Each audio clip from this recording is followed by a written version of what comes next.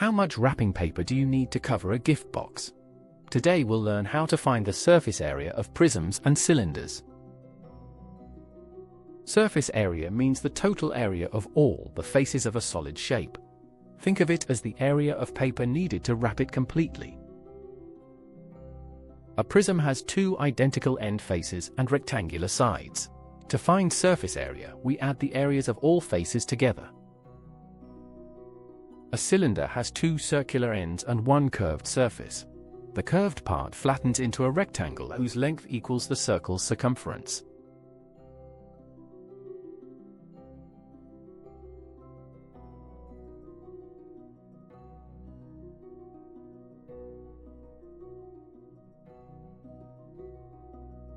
Example 1. Find the surface area of this box.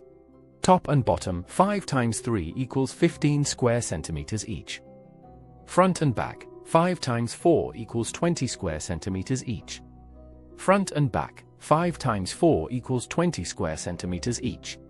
Sides, 3 times 4 equals 12 square centimeters each. Add them all, 30 plus 40 plus 24 equals 94 square centimeters. Always remember to write the units, cm to squared. Example 2. This cylinder has radius 7 centimeters and height 10 centimeters. Substitute into our formula, 2 pi times 7 squared, plus 2 pi times 7 times 10.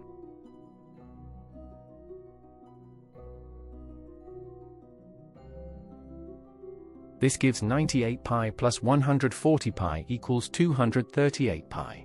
Using pi equals 3.14, that's approximately 747.7 square centimeters. Students forget to multiply by the height for the curved surface. Remember, curved surface area is 2 pi rh, not just 2 pi r.